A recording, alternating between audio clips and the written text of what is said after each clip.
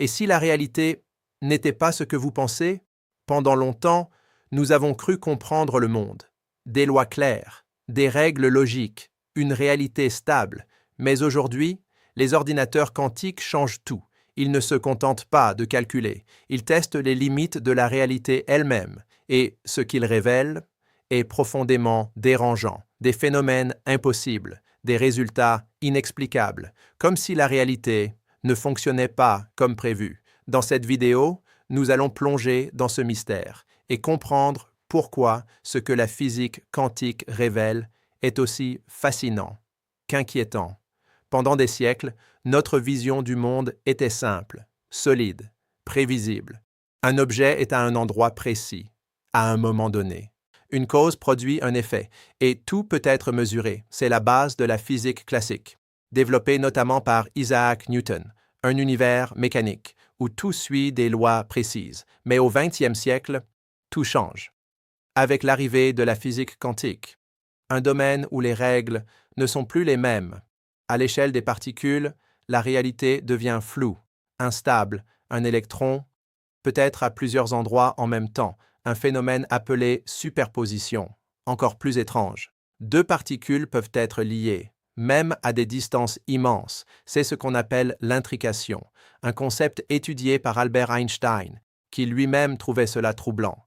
Il parlait d'une action fantôme à distance, car cela défie notre intuition et notre compréhension du réel.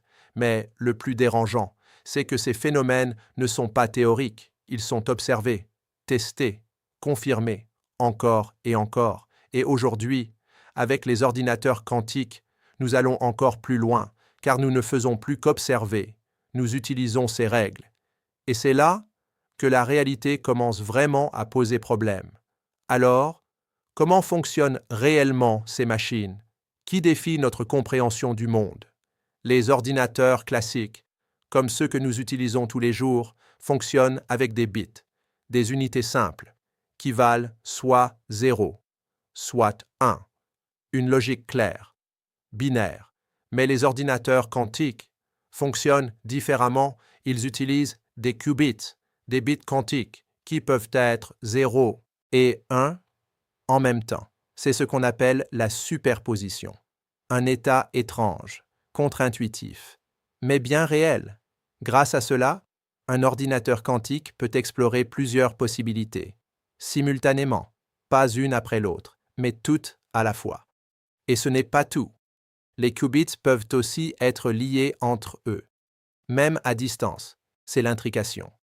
Un phénomène étudié dès les débuts de la mécanique quantique, notamment par Albert Einstein, qui lui-même était troublé par ces implications, car cela signifie qu'une action sur un qubit peut instantanément influencer un autre, même très loin, comme si l'information transcendait l'espace.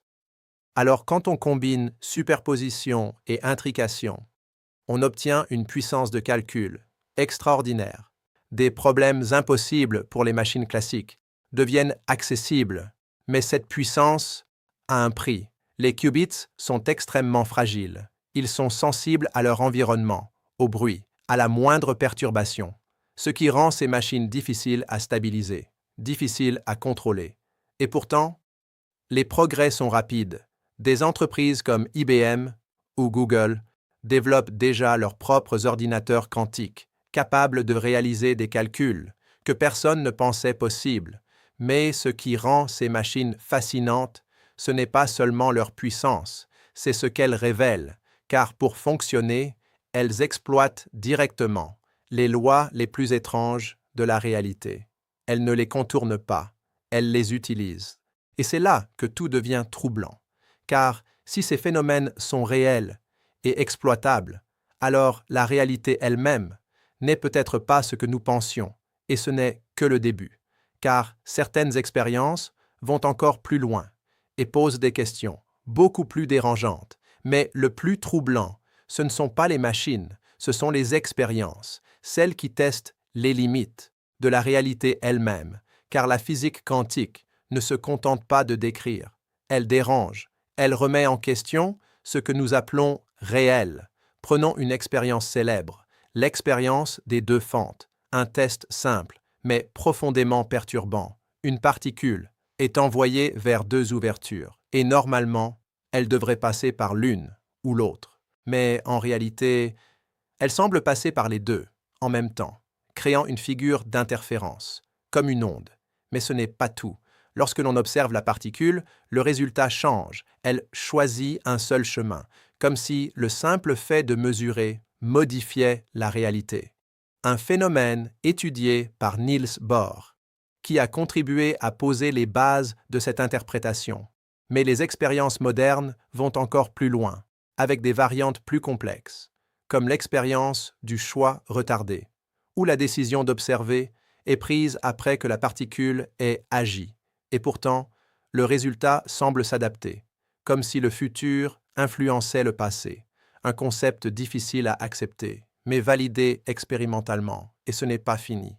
Les expériences d'intrication montrent aussi quelque chose d'étrange. Deux particules liées, séparées par de grandes distances, réagissent instantanément. Une action ici a un effet là-bas, sans délai, sans transmission visible, comme si l'espace n'était pas une limite. Ces résultats ont été testés, affinés, confirmés, encore et encore. Et aujourd'hui, les ordinateurs quantiques utilisent ces effets. Ils ne sont plus seulement observés, ils sont exploités, manipulés, contrôlés. Et c'est là que le vertige commence. Car si observer change le résultat, si le temps peut sembler inversé, si la distance ne compte plus, alors la réalité n'est peut-être pas objective, pas fixe, pas indépendante. Elle pourrait dépendre de l'observation, du contexte, ou même de l'information elle-même. Et cette idée change tout, car elle remet en question ce que nous pensions être le fondement du monde. Alors la vraie question n'est plus comment fonctionnent ces phénomènes, mais plutôt qu'est-ce que cela dit de la réalité elle-même? Alors, si toutes ces expériences sont réelles et qu'elles sont désormais exploitées, que signifie tout cela? Que nous dit la physique quantique sur la nature même de la réalité? Car les implications sont profondes et parfois vertigineuses. La première idée, c'est que la réalité pourrait ne pas être fixe, pas totalement définie, avant d'être observée. Dans ce cadre, un objet n'aurait pas de position précise, pas d'état unique, jusqu'au moment où une mesure est effectuée. Une vision soutenue par des pionniers comme Niels Bohr, pour qui l'observation joue un rôle fondamental. Mais cela soulève une question troublante. La réalité dépend-elle de l'observateur? Autrement dit, le monde existe-t-il de manière indépendante ou seulement lorsqu'il est mesuré? Une autre interprétation, encore plus radicale, est celle des mondes multiples, proposée par Hugh Everett. Selon cette idée, chaque possibilité existe réellement, dans un univers différent, à chaque décision, à chaque interaction. La réalité se divise, créant une multitude d'univers parallèles, un multivers où toutes les versions du réel coexistent, vertigineux, mais mathématiquement cohérent. Il y a aussi une autre piste, plus subtile, plus récente, celle selon laquelle l'information serait la base de tout, pas la matière, pas l'énergie, mais l'information, comme si l'univers fonctionnait, comme un système, un code, une structure, où la réalité émerge de relations invisibles. Et c'est là que les ordinateurs quantiques deviennent fascinants, car ils manipulent directement cette information. À un niveau fondamental, ils ne simulent pas la réalité, ils interagissent avec elle. Alors une idée apparaît. Et si notre univers n'était pas ce que nous pensons, pas solide, pas fixe, mais probabiliste, fluctuant, dépendant et profondément lié à l'observation, alors la question devient inévitable. Ce que nous appelons réalité, est-ce une vérité absolue ou une construction, un résultat d'un système plus profond, encore invisible, et peut-être que ce que les ordinateurs quantiques révèlent n'est pas une anomalie, mais un aperçu d'une réalité beaucoup plus complexe, que nous commençons à peine à comprendre. Et si la réalité n'était pas réelle, pas au sens où nous l'avons toujours imaginée, pas solide, pas fixe, pas indépendante, depuis des siècles, nous avons construit une vision du monde, stable, logique, rassurante, un univers fait de causes et d'effets, de positions précises, de certitudes. Mais aujourd'hui, tout vacille. Avec la physique quantique et les ordinateurs qui l'exploitent, ce que nous appelons réalité commence à se fissurer. Les particules ne sont plus des objets, mais des possibilités, des états multiples, qui n'existent vraiment que lorsqu'ils sont observés. L'intrication quantique relie des particules à distance, comme si l'espace n'était qu'une illusion. La superposition défie la logique, comme si une chose pouvait être plusieurs choses à la fois. Et l'observation elle-même semble jouer un rôle, comme si voir, c'était créer. Alors une question s'impose, troublante, inévitable. Le monde existe-t-il vraiment sans nous, ou sommes-nous partie intégrante de sa création? Des physiciens comme Niels Bohr ont proposé une réalité dépendante de l'observation. D'autres, comme Hugh Everett, ont imaginé des univers multiples, une infinité de réalités coexistant en permanence. Et aujourd'hui, les ordinateurs quantiques ne font pas que confirmer ces idées. Ils les utilisent, ils transforment ces paradoxes en outils, en calculs, en résultats, comme si l'étrange était la norme, comme si l'impossible était simplement mal compris.